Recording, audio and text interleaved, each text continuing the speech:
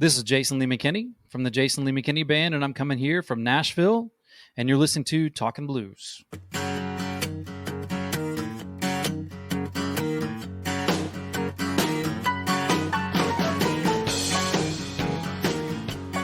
So I have to ask you first, how was your son's basketball tournament going?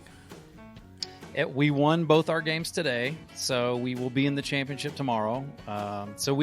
He does travel ball, and so we play, a lot of weekends. If I'm not on the road, I'm at tournaments with him. So, are you a coach or just a very involved parent? No, very involved parent. I'm not a coach because I tend to be a little bit hard on him when I'm coaching. So I leave myself to the dad mode and let somebody else coach him. Was sports big in your life? Yeah, my dad was actually a rugby player growing up. So athletics and music. And so kind of how those intertwine is my dad's rugby team, to make extra money, would provide security for rock concerts. And so I ended up being around a lot of athletes because of the rugby, but then also being around a lot of music because we would end up backstage at these concerts or, out watching because my dad's rugby team would provide the security. Any memorable incidents from your youth about watching your dad work a concert crowd? None that I remember, to be honest.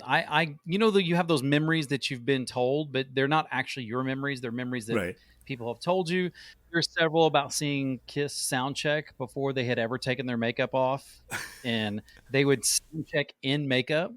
And just the story I heard was just me being deathly afraid of Gene Simmons, like climbing up my dad's shoulder, trying to get as far away from him as, which my kids now see him as like Gene Simmons' Family Jewels. And like, you were afraid of that guy? And I'm like, well, it was a different thing back then. So Your dad had a major influence on you musically. he did. He could not play or sing, but he could cite like who the bass player was on whether it was James Jamerson or whoever on Motown, or tell you who played the harmonica on X. He was very, very, very into music, though he couldn't do it at all. And he's also the one who took you to see the Prince movie. He did take me to see Prince at Purple Rain at 8 years old. So I made different parenting choices, but I'm great. I'm grateful that he did that because I could color the story and make it a little more nuanced or cool. But really, I just remember getting a certain feeling when I heard Purple Rain and seeing Prince play it in the movie. And I just thought, I want to be able to do that. I want to be able to make people feel like that when they hear one of my songs. So at the age of 8, you see this movie and you decide this is what you want to pursue. What's the next step? Well, the next year happened to be the year that in school they took us from recorder and we could pick an instrument, like a real instrument.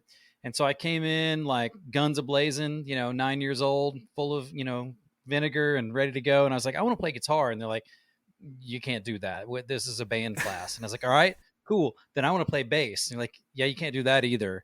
And I said, well, what do you have that a rock band is going to instrument? They said, you can be a drummer. And so that's what I started out. I was a drummer all through school. Just because it was the only thing that, was in a rock band that you could play in school. I didn't actually start singing until high school.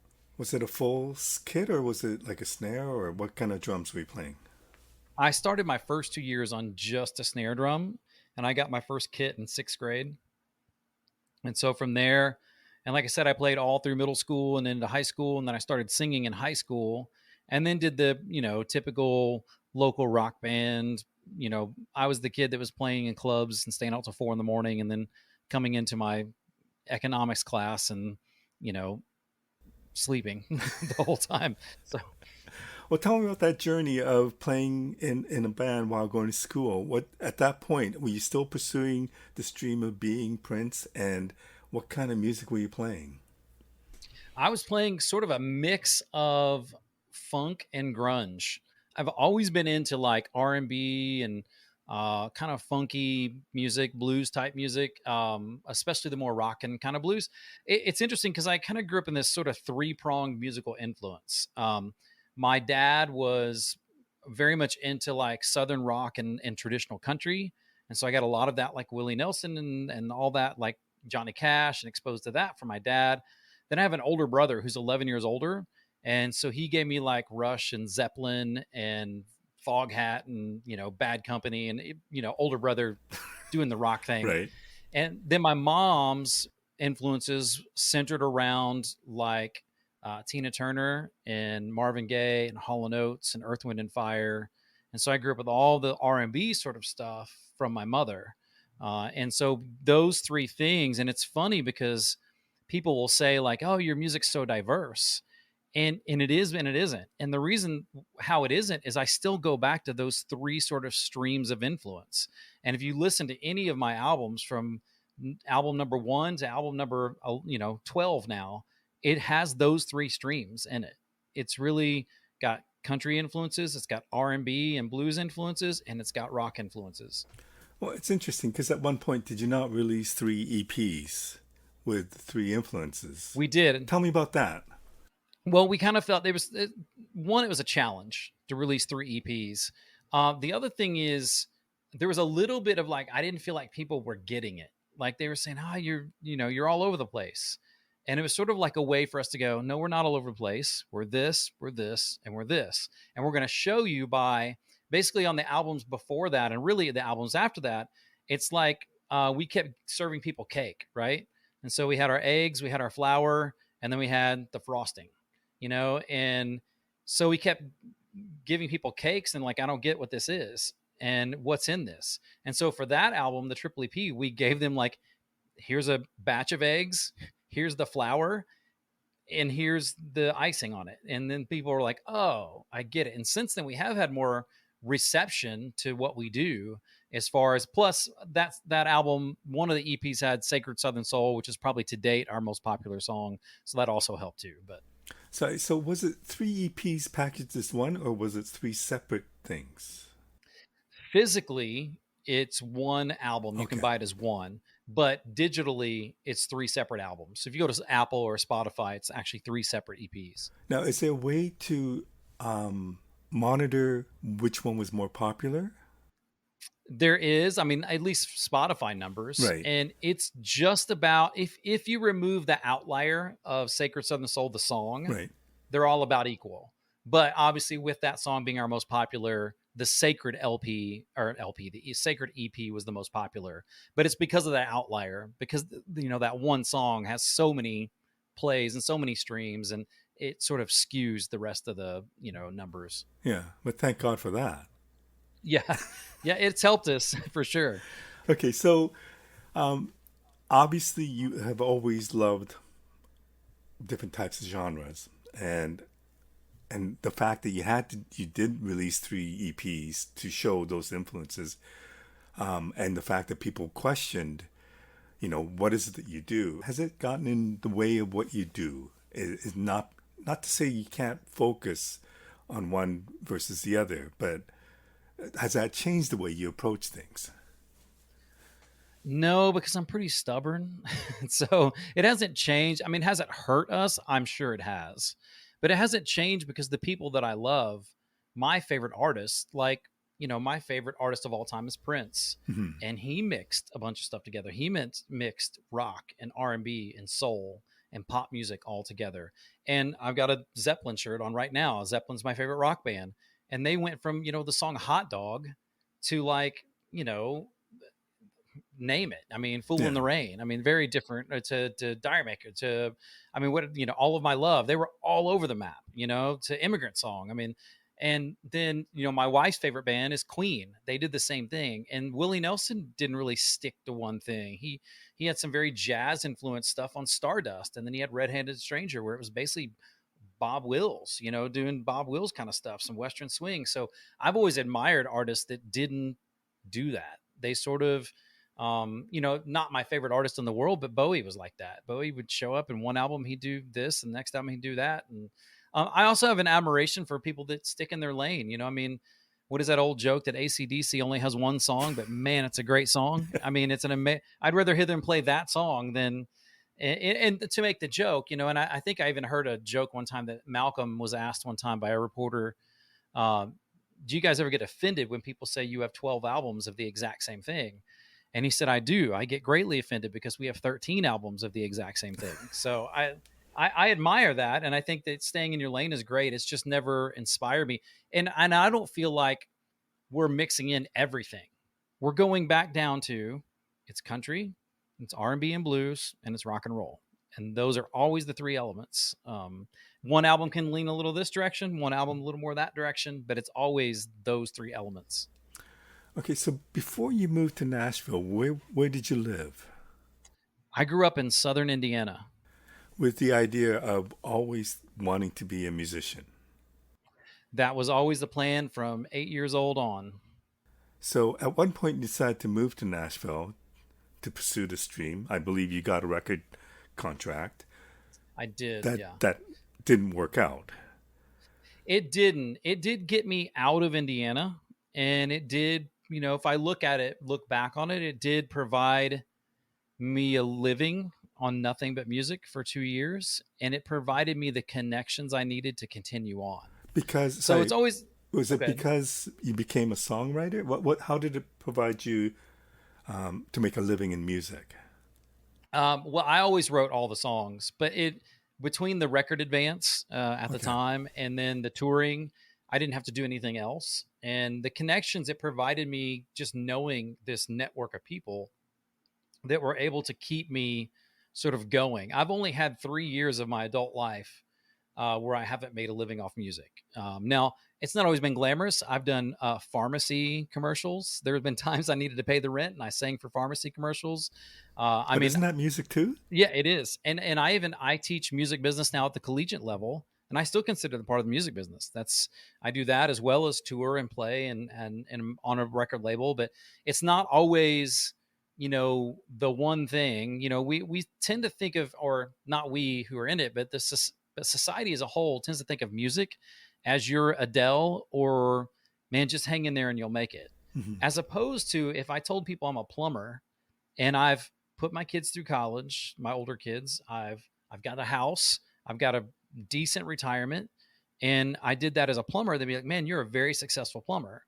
But when I tell them I've done that in music, because I'm not a household name, sometimes even today I'll get, "Oh, just hang in there, buddy. Someday you'll make it."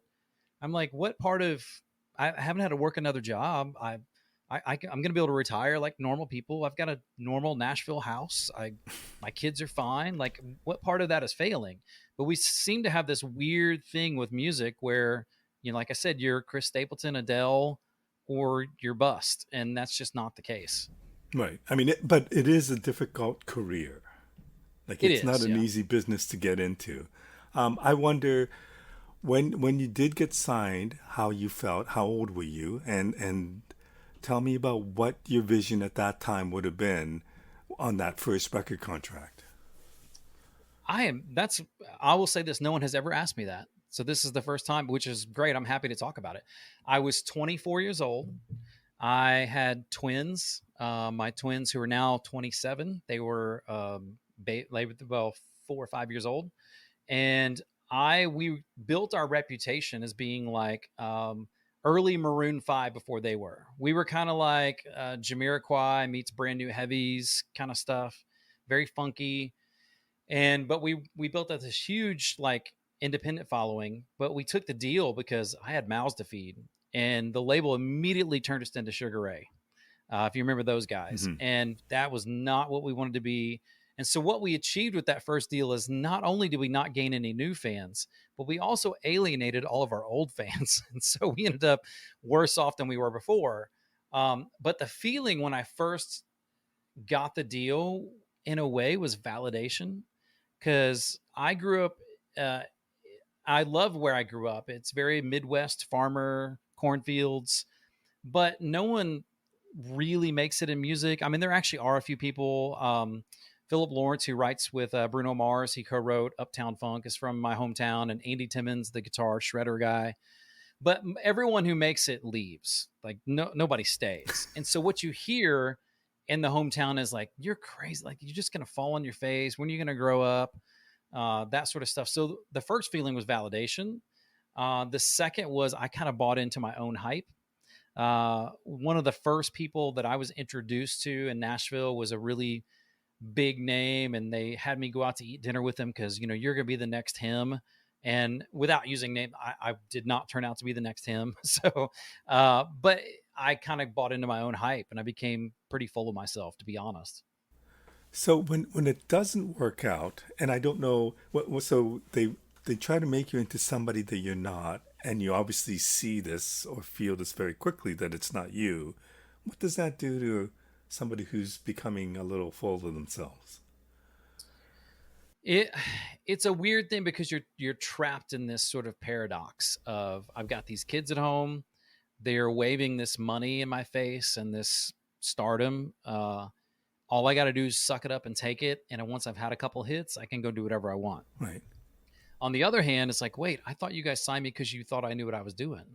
Why did you sign me if you didn't like what I was doing? Why did you sign me? And I found out that a lot of that early stuff was just, the first deal was pretty much, one, because I could sing, and two, because, and this is not true now, trust me, my wife would even tell you that, but it was because of how I looked. Right. They liked how I looked, and I never wanted to be validated on that. And so it was definitely, I felt pulled in multiple directions for sure. So when it didn't work out, what did that do to you? It was a very soul crushing experience, but a life saving experience, because I ended up, uh, after some sort of revamping and trying to keep it going, I ended up in a 6 month period, losing my father to cancer, losing my record deal, and losing my first marriage. And so all of that hubris that I was carrying around very, very quickly got eradicated. And I was given a massive dose of humility, and great weight loss program. When you have a death of a parent and the loss of a marriage and loss of a career, it's amazing how you just lose weight. So it was a necessary. It's an experience that was immensely painful at the time.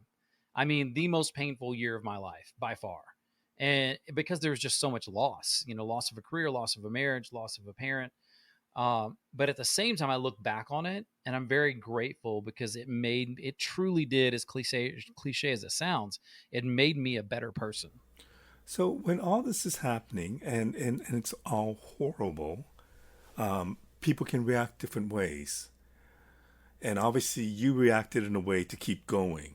Tell me about that Mm-hmm. thing of, and I know we talk about hope a lot, and I don't know if that's where it comes from, Mm-hmm. but tell me about being, you know, hitting this brick wall and having terrible things happen to you and how you deal with that and how you continue with that. Right. Well, the terrible things too, it's an interesting thing to take, because there are terrible things that happen to us that we have nothing to do with. Right. So, like with the record deal, I kind of went along with everything they said because I thought I had to. So that was, and then they basically ended up not working out, and they kind of took advantage of me. And so that happened to me. Obviously, I had nothing to do with my father's cancer. We had a weird relationship. I was super close with him when I was little. I was definitely a daddy's boy, and then we had a strained relationship as an adult. That what that happened to me, that wasn't my fault either. But then the marriage, it was pretty much my fault. And so I had this weird mix of like things that happened to me and things that I had brought upon myself. And so that's a hard thing to deal with. But one, I didn't initially keep going. When I went through all that, I quit music. That was the 3 years that I was not making a living in music. I basically just left. I went into the corporate world, and I determined a few things. I had received my identity from being a musician. That was who I was up until that point. I discovered that that is a horrible place to put your identity, because then it's always dependent upon somebody else's opinion. So if I put out a record that people love, well, then now I'm apparently a good person. And if I put out a record that people hate, well, now I'm a horrible person. And I just wanted to jump off that merry-go-round and never get back on. And then the other thing about it too is my faith definitely played a role in it. And so, I mean, I definitely have a deep religious faith, and it took hold then more because I had nothing else to depend on. But I sort of shifted my whole focus to just being a great dad, and changed everything. I never thought I'd be back in music. And if I got like 2 minutes, I'll tell you how I got back into it, which is weird. I worked for this golf equipment manufacturer and I was like a brand development guy, right? That's what they hired me for. And it was owned by a guy who got caught up in a Ponzi scheme. And so the SEC came in and seized the SEC, the Securities Exchange Commission, came in and seized the company. And when they do that, a lot of people don't know you can't buy anything, you can't sell anything, you can't make anything, but you have to show up to work. Wow. And so people are literally playing solitaire. I had all this vacation built up. And so I asked my CEO, I was like, I'm bored out of my mind. Can I just take my vacation? He's like, sure, because they're not going to give it to you when they close the doors. So when the government closes the doors and sells the business, that's it. No severance. So I was hanging out at home, got bored, started kind of reaching out to some old music buddies.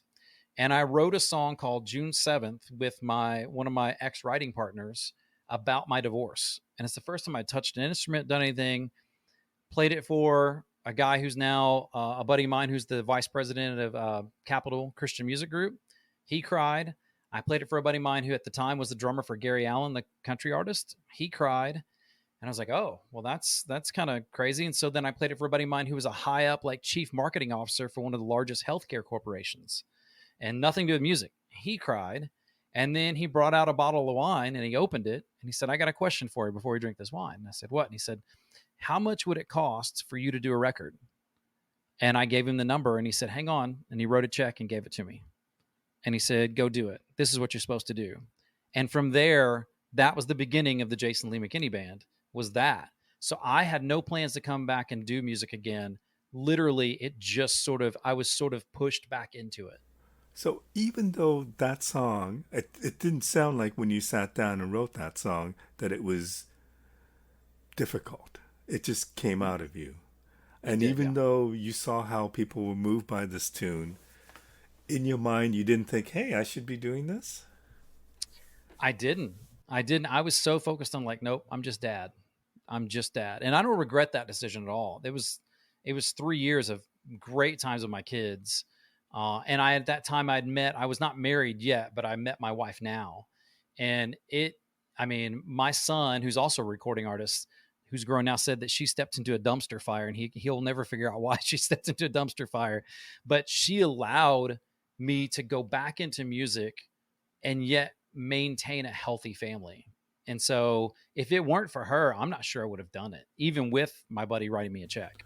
Okay, so when you go through a thing like that you did with the first label, and then all of a sudden you think, okay, this is my big break, and realize that being with a big label, getting a nice advance, whatever, doesn't necessarily mean that it's going to make you or even make you happy. And to see how a record label can manipulate the artist to become somebody they're not. How do you feel about the music industry at that point? Like, is there any part of you that thinks, I don't know if I really want to do this because of what I've gone through? Yeah, there's a big part. And that's actually why I ended up the other part. Like I mentioned, I'm a music business and a philosophy professor. How I ended up in that is that in those 3 years, I went back and got a bachelor in management. And then even after I got back into music, I went and got a master's degree in business administration. And then I got a doctorate in it because I just wanted to learn as much. After that first experience, I was like, I never want to sit across from someone again at a table negotiating and not know as much about business as they do.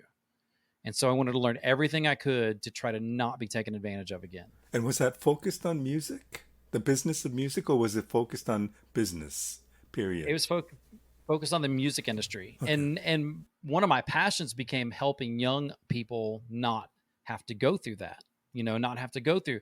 The biggest thing with me in that first deal was I didn't have a key man clause. So the guy who signed me, who I still love and adore, he left the company and went to work for Irving Azoff.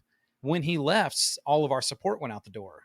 But yet now we're trapped in this 3 album deal and nobody left there gives a crap about what we do. And so, but I didn't even know what a key man clause was to look for it. So that one simple thing, if I would have known that when I saw my first deal, I wouldn't have been in the predicament. I would have been able to get out when he left. Right. And so I became a passion to go, I'm not only going to go back so I can learn from me, but I'm going to go back and I'm going to teach at the university level and try to help other people not be taken advantage of too. Okay, so your friend writes you this check and says, go record an album. At this point, are you comfortable as to what you need to do to achieve what you hope to do? I I had very small hopes in the beginning.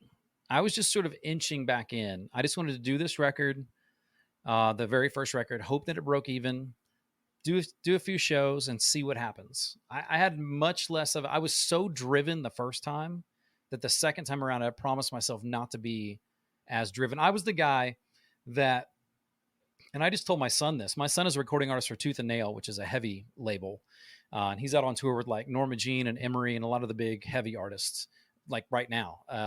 And I told him, he was talking about things and like frustrations with the road. And I told him, it was like, the one thing I regret doing is I was always the guy that was pissed off because I was the opening act. And I'd be mad that I'm the opening act for 6,000 people. I never looked at the glass as half full that first time. I always just looked at, well, this guy gets to play longer. Why does he get to play longer? I should be the one. Instead of going, hey, look at this. I'm getting to do this. This is awesome. And if it never happens again, look at what I'm getting to do. And so I encourage my son to do that. That's why it's fresh on my mind. So the second time around, I went in with very low expectations. And the funny thing is, we spent almost a decade not even seeking a record deal and actually turning down several record deals because of that experience. But we got to go to, we got pretty big in Europe, and we played some huge festivals in France and Poland and Germany. We got to go to the Middle East and tour around Qatar and Kuwait, and I've toured Africa, and all that happened after the big record deal.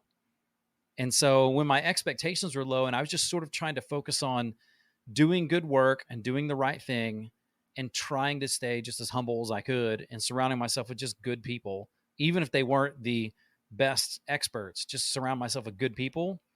And that's why this thing that we've done has lasted for 12 years, is because of that. So, being a little hesitant and being very careful, and also having educated yourself ridiculously, um, what would your goals been? Like, did you have goals set to say, okay, when we release this, I'm hoping it will sell so many. I'm hoping we will play these places. Or did you have any kind of a goal with your career? Not in the beginning, but as we started to record more albums. So the first album didn't really do much. It did enough to get me excited, but not enough to like really, it didn't make a blip. The second album, I did a duet, like a country duet with my daughter, because basically I wrote a daddy-daughter song, because she could sing her little rear end off at the time. Still can, by the way. And she shows back up on our newest album. So she was a little kid then. She was like 8, and it was called Daddy Dance With Me. And it went viral. We had no money behind it. It just went viral. It just, blew up on the internet. Once that happened, our goal started to change, because we are okay. We've got something here that we can do something. Fast forward to this latest album. One last thing, the background vocals, the female background vocals, are my daughter-in-law, so one of my son's wives, and my daughter. So like at the end of the song, "When I'm Gone," that like super high, wailing, powerful female voice is the same little girl that sang Daddy Dance With Me, a decade earlier. So it's kind of a sweet full circle thing. And you have other family members on the album, right? Yeah, my son's appear. Well, let me say this: my son, who's on Tooth and Nail Records, definitely does not appear on the record, because it was done after he signed his deal. It sounds like him, but it's really his twin brother that does all the parts that he would do, because his contract says he's not allowed to record on anyone else's record. Right. That's my story, and I'm sticking to it. But that must have been neat to bring in the family, except for your son. Yeah, except for, he definitely did not do anything. No, it was really cool. It was kind of a legacy thing. I mean, all of my kids are, one of them's a music minister at a church. One of the twins, the other twin, like I said, is a recording artist. My daughter is a music theater major on Full Ride. My daughter-in-law is a choir teacher. And even the little guy, the 8-year-old, like he has his own Instagram channel, he's done drum covers of Fool in the Rain from Zeppelin and 50 Ways to Leave Your Lover. He's getting ready to do a drum cover of Rosanna. And like, he's phenomenal for his age. So that legacy thing is really something that I'm proud of. I didn't do anything. They're just sort of naturally good at it. So I just get to sit back and enjoy that. Well, if he can do the drum part to Rosanna, he must be more than good. He's doing pretty good. And that on Instagram, like within an hour, got like 31,000 views or whatever. So he's doing pretty good. So tell me about that. How does that legacy thing happen? I mean, you said you didn't do anything, but something must have happened that your kids are all musical in one form or another. I really don't know. It's sort of a nature nurture thing, but I think a lot of it is nature. I think they're just born with it. Now, I will say with my older boys, they grew up when I was touring heavily with the first band, and so they grew up around that. They knew sort of what that was like.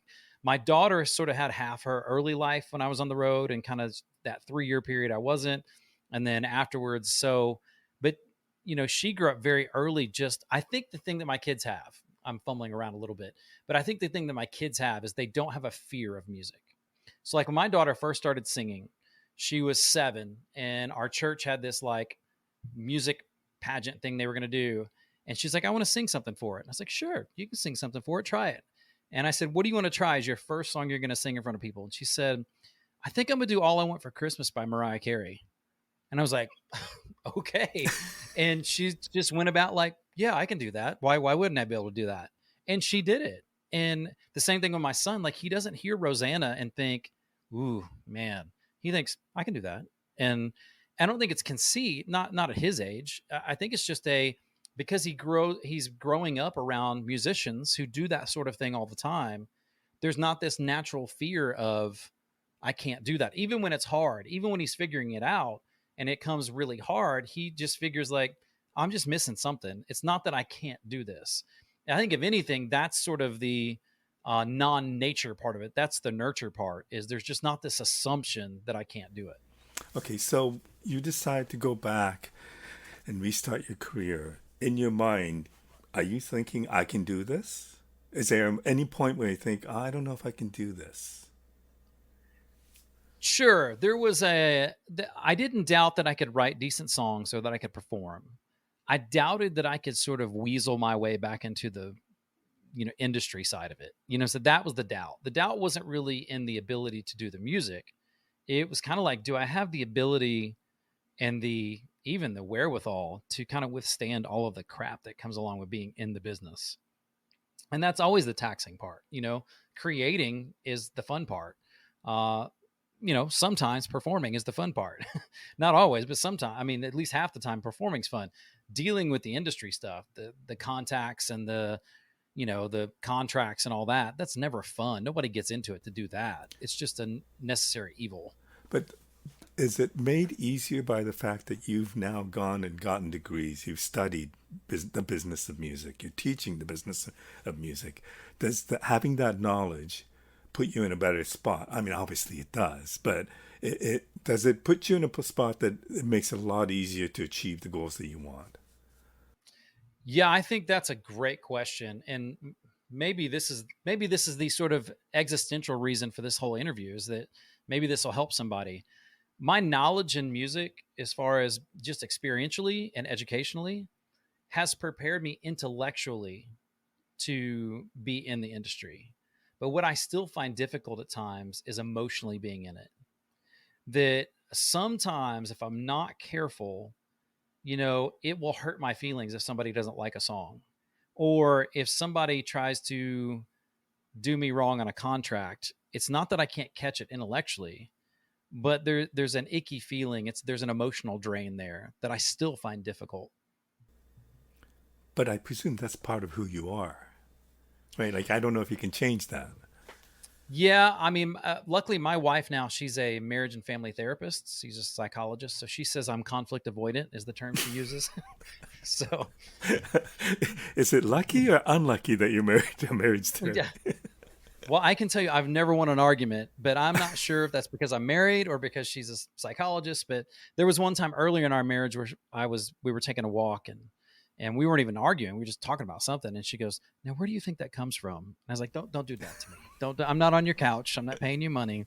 Don't do that to me. So, All right. So you decided to take a grab of your career, and now you've done 13 studio albums, or 12 studio albums, one live album.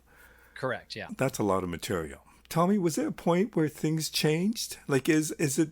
I presume every album is a new project, and you look at it differently. Mm-hmm. But was there when you look back on it, was there anything that you just thought, okay, that was the turning point in my career where things went a different way, or not necessarily negative or positive, but was it point in your career of the 13 albums where things just changed? As far as industry wise, no, because there's sort of been this up and down nature. So I mentioned we had that blip with Dance with Me, right, with Right. my daughter, and then that went away. The next album didn't do that great, and then it did okay. We had a thing with Norfolk Southern Trains, which kind of carried us through. It had sort of a corporate thing going on, so it was like a corporate hit. It was weird. Um, and it was awesome. My dad used to work for Norfolk Southern, so I basically did this song about Norfolk Southern trains because that's where he worked. And then I get a call from their corporate office after the album's out, and I was like, oh no, they're gonna sue me. And instead, they were like, we love it. Can we like sponsor you guys? Can we promote it? Can we buy you a bunch of T-shirts and merchandise? And I was like, yeah, you can certainly do that. We'd love that. And so for 2 years, they sponsored us. They did all of our T-shirts. They really pushed that, and so that song did well. The album after that just didn't do anything. It was awful. It tanked. It was a double album. I still think it's good, but it didn't do anything. Okay, so tell me about that. Tell me when you go through this high and then you believe in the next album and it doesn't do anything. What goes through your mind and how do you deal with that? I mean, there's all the questions that people have, like, do I suck? Was it all a fluke? There's all of that stuff. But then there's the other thing of like, I look at things that are really inspirational. And I think a good thing for us at the time is we recorded that album that tanked in Ardent Studios down in Memphis. And of course, and this is for music nerds here, but one of the guys that hangs around there and has a huge history with Ardent is Jody Stevens from Big Star. Well, Big Star is like one of the most influential like pop rock bands ever, and they tanked. They failed miserably when they were together. Right. And now there's all these people in the Rock and Roll Hall of Fame who mention them as influences, and like all three of their records are in Rolling Stone's top, whatever it is, Yeah, 100. yeah. But they didn't get the experience into that. So I looked at when we made that record, going, I know that it's good, and it still hasn't sold anything in comparison. And I say it failed. We did have a top 10 hit in Texas, so we had one thing that kind of did pretty well in one state, because Texas has their whole red dirt scene, and so we had a song that went top 10 there. But overall, the record sold very minimally. So there was enough to like excitement. Like, well, we had our biggest single at that point. That was our biggest charting single, but we didn't really have success selling the record. But I kind of go back to like, Van Gogh didn't sell a painting and his brother owned an art gallery. And I'm not putting myself in their category. I'm just saying the market sales do not always reflect the art. Sometimes the art can be terrible and sell really well. Sometimes the art can be amazing and not sell at all. And then sometimes the planets align and it sells really well and it's really great because it's just really great. And so I didn't let it get to me too much. The album right after that was the triple EP. And I would say if there was a turning point, that was the turning point. It was the triple EP. We've had some, at least touring wise, consistently way more festivals, way better gigs since that.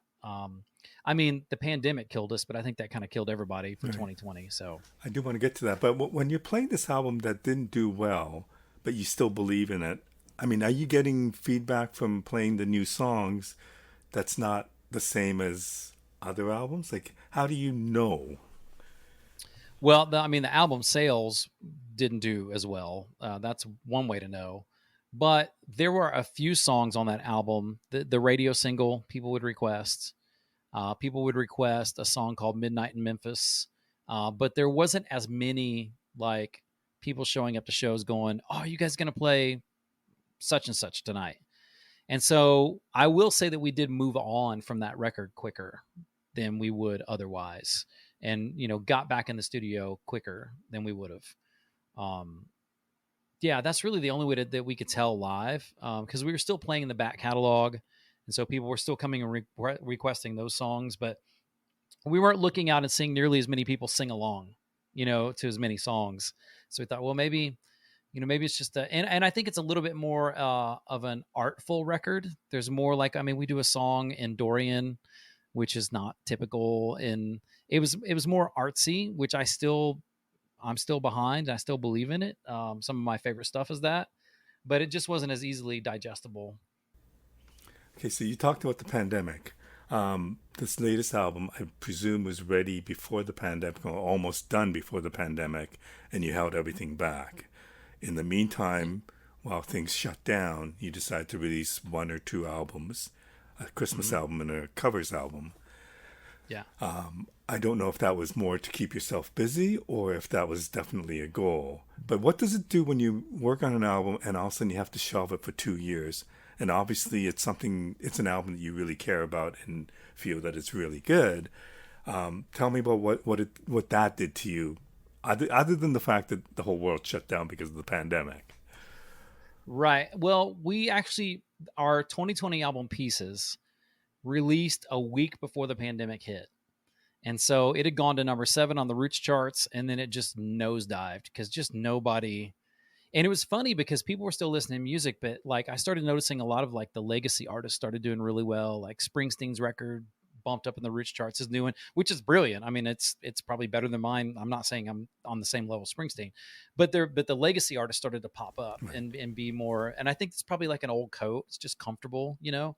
And so people like us who are still sort of we're in the national, zeitgeist, but we're on the low level. Like we're that one guy that did that one song. Like Right, that's what I right. say. I'm always that guy. Like, oh, you're the guy that did that one thing. Yeah, that's me. That's always me. But so that tanked, and we were really proud of Pieces. We still are really proud of Pieces But because is it's a it great record. tanked or just the fact that the world circumstances did not allow you to promote it? Therefore, it still possibly has a life.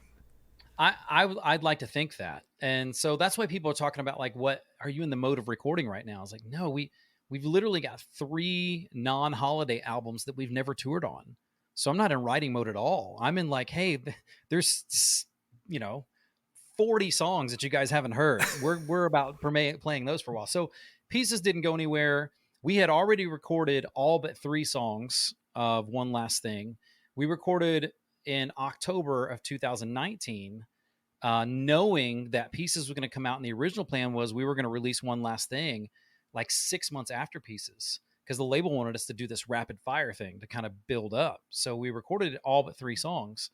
And then, of course, the pandemic hit, and we just decided, we came to the label and said, as much as it hurts us to do this, because it's our favorite record yet. And I don't always say that, but I mean, top to bottom, there's not a single song I'm like, that's okay.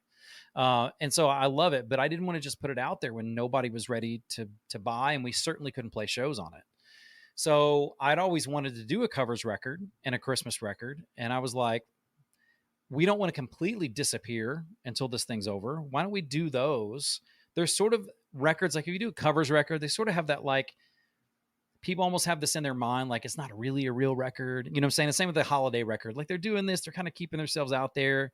And so that was a lot of fun. And it sort of checked bucket list things of things I wanted to do. But as far as it being hard, the fact that we went back and added 3 songs, I think shows how hard it was, because you just keep kind of going. And the funny thing is, the 3 songs we added are the 3 most popular on the record so far. So that, I guess that's good news. We or maybe we should have just tanked the whole record and recorded all new songs. I don't know, but I'm taking as it means that at least that the additions were well received are so far. So I think it's hard, but at the same time, there was also like a refresh, like a reset button with the pandemic, which allowed us to we were getting burned out at the end, before the pandemic. Like it was just record, tour, record, tour, record, tour. And that year off, now we have a renewed energy that we don't feel burned out at all. We're ready to tackle another 5 years. What did you learn from that experience?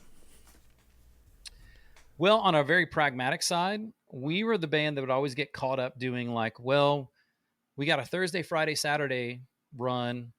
We probably ought to take the Wednesday run, even though we're going to lose money on it. Take the Wednesday show and just lose money. And after the pandemic, we're like, yeah, we're not going to do that anymore. And so we ended up getting more profitable in 2021 by cutting out all the fluff gigs, just by saying, you know what, if it's 3 shows a week instead of 4, but we can make more money and be home with our family, we're going to do that. And so that was great. It was a great year financially for us, 2021. The other thing is, you kind of reprioritize, And I think for me, I reminded myself, I'd started to just lose sight of the fact that the joy is getting to do it, not in, how did this do or how did that do or how many streams did it get yesterday? It's like I'm just getting to do it. And if it all ends tomorrow, because I am, no matter what I want to believe, I'm closer to the end of my music career than I am to the beginning at this point, and just by sheer numbers. And so I just want to enjoy it and go, let's put out the best freaking records we can. Let's be the band that's known as the most positive. Like I always say this with this new record, if hope is a drug, I want to be Pablo Escobar. Like I just want to be the kingpin dealer in hope and joy. And I just want to enjoy the whatever's left of it. If it's 3 years, 5 years, 10 years, I just want to enjoy it. So the theme of hope has come up a few times, and I presume that the latest record probably has more messages of hope than all your previous albums in general. Where does that I hope would say. come from? Well, I think it's always been there, and we don't set out with like an agenda.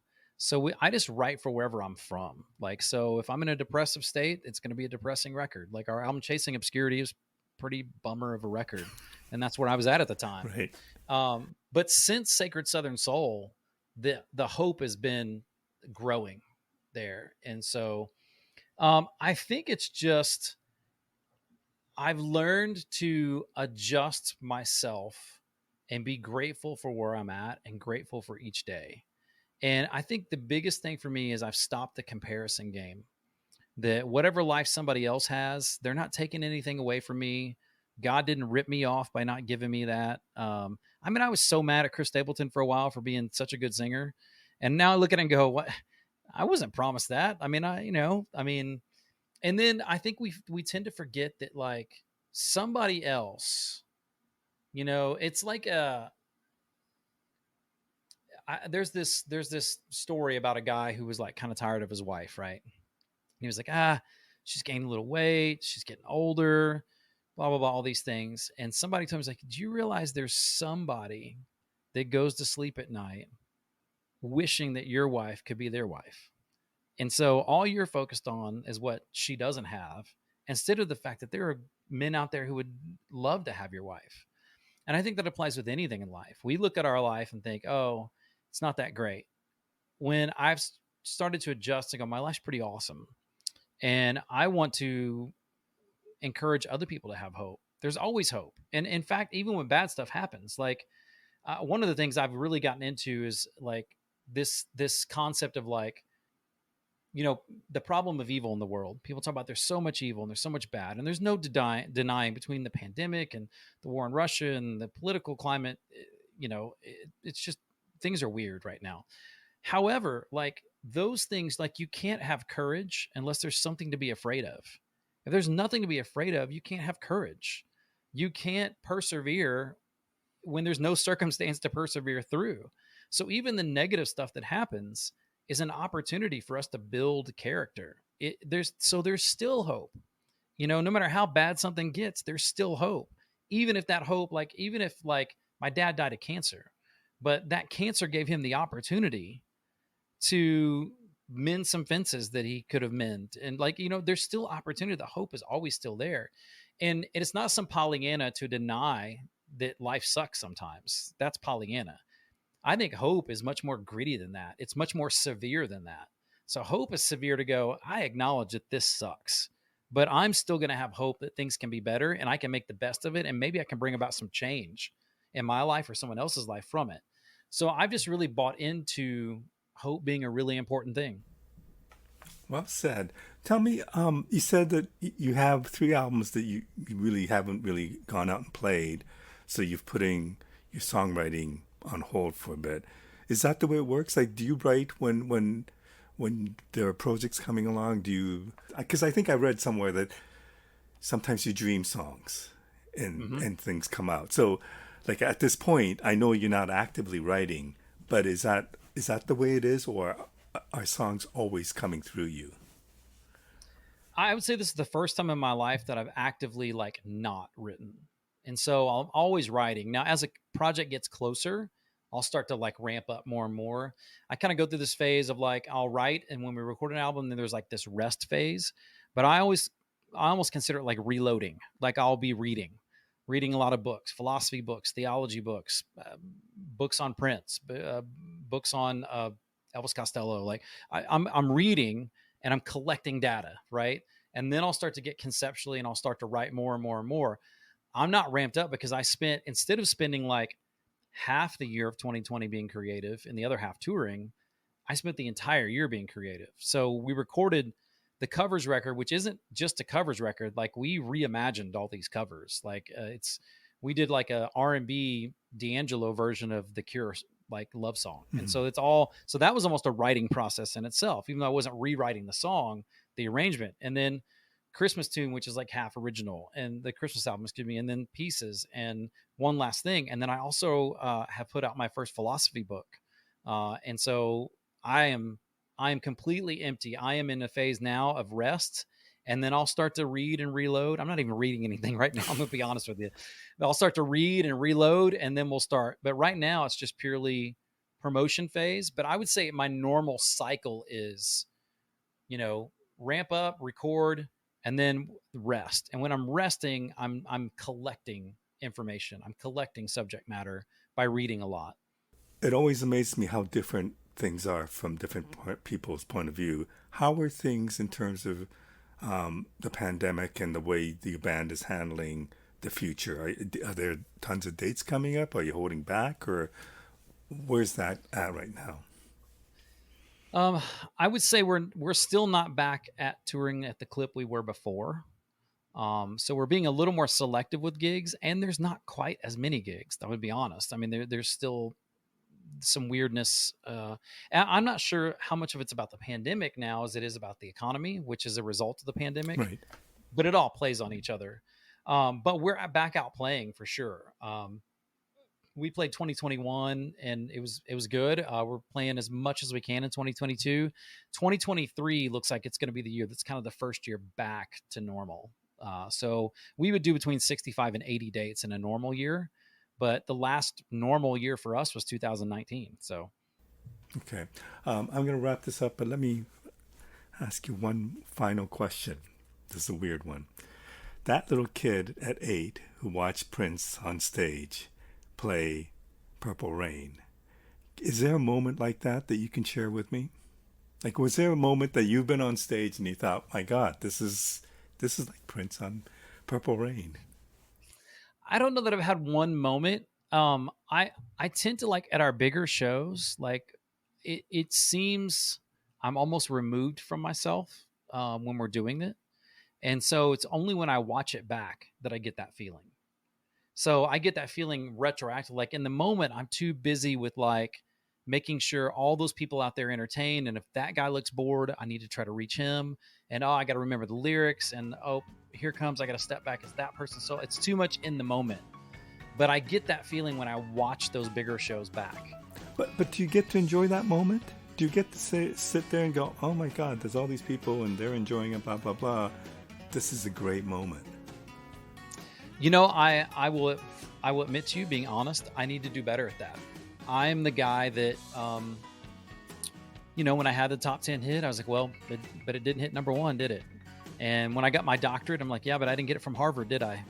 And I'm never satisfied. And that's one of the things, like going back to the subject of hope, I'm trying to learn part of the hope is being grateful for what you do get to do. I'm a kid that grew up that, neither of my parents had college degrees. No one in my family had a college degree before me. I've got 5. Nobody had ever been a musician before. Nobody had been on a record label. And so I'm trying to look back now. So I am learning to enjoy those moments more. Well, you've done well. Jason, thank you so much for taking this time. I really appreciate it. Oh, I appreciate it. Thank you for having me.